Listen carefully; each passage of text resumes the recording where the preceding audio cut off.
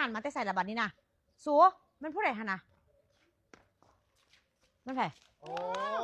ผู้มาสมัครเรียกต้องสวยนี่แหละ มาสมัครเรียก แต่ก่อนสวยเลยยังบ่เหมือนเนาะ ก็มาแต่งตัวแต่ศาสนา จะไปอยู่เพื่อนได้ไหม เฮ้ยมาหาไทย ลูกน้องlàมาสมัครเวียกนี่เอ้ย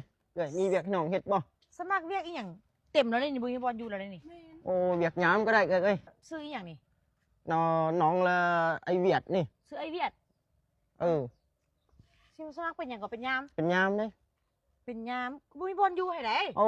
อยู่ห้องเจอรี่ก็ได้แม่ อีเสรีเขาว่าสมัครเป็นยามอยู่ เดี๋ยว ห้อง ว่า จัง ด่าสิเอาระบายอย่าง แต่ว่าเราว่ามีเหตุผลในเป็นยามสู่เลยบ่ให้ไปลินเลย หัวหน้า อัน ยิ้มดอกบ่ฮัก อืมอันตอนนี้เนาะเลยกระจายเขาเจ้าก็หลายแล้วหั่นนะบ่มีเงินที่จะจ่ายดอกเจ้าสิมาสมัครยามหั่นนะ น้องยามlàน้องบ่เอาหลายเอ้ยมื้อหนึง80พันบ่ยากเอ้ย 80,000นึงว่ะ 80พันแล้วน้องบ่ยากเอ้ย บ่ เรื่อง ยาก กินเรื่องอยู่แล้วบ่ยากเลยเอ้ยน้องนอนตามป่าตามดงหน้าบอกหน้าบ้านแล้วน้องนอนได้เบิดเลย หัวหน้าถามน้ำ มาได้ใส่ น้องlàมาแต่ปากเหงือมนะมาเป็นทหารอยู่ปากเหงือมนั่นอย่างแต่ดึกแต่ไก่นะมาสมัครเวียดน้ำเอ๋ยนี่ เอา เป็นทหารคอยคิดว่าโจทย์นี่นะ เป็นทหารมานี่ เป็นทหารนะน้องเวียดlàย้ำได้เบิดมือแล้ววันศุกร์แล้ววันเสาร์นะ เอ้าแล้ววันอาทิตย์กับวันอันนั้นเดชนาพาเดชนา วันจันทร์หอดวันศุกร์làน้องlà khai hiên đấyน้องเวียดlà khai hiên đấy ใคร ơi ยังอยู่ใส่อีก khai hiên อยู่ปากเหงือมได้เอ้ย เป็นยังจะบักเงินอ่ะ มาเฮียนทหารได้เอ้ย อ้าวก็เป็นทหารก็เป็นทหารเดี๋ยวสิมาสมัครยามอีหยังซะนะ โอ้ สงสัยเราหาอะไรได้เสริมหัวหน้า น้องlàเป็นทหารlà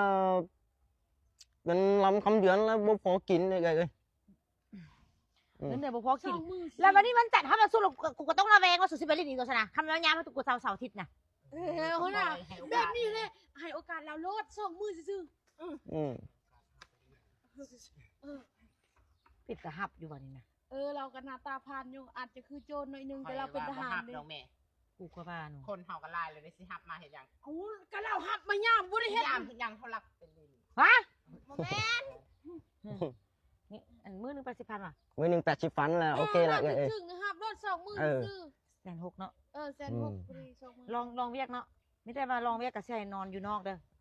ได้เวียดแล้วนอนนี่แล้วก็ได้เอ้ย นอนนอกนี่ก็ได้ น เนาะ อนนอกนี่ก็ได้นะบอกหน้าบ้านนอนป่าหยอกป่าหญ้าขกบุกขกหมูเลยไอ้เวียดแล้วบ่อยากนอนได้เบิด โจรติ โอ้บ่แม่นโจรเลยทหารนี่ มีนามสกุลเรียงนามอยู่ที่เนาะ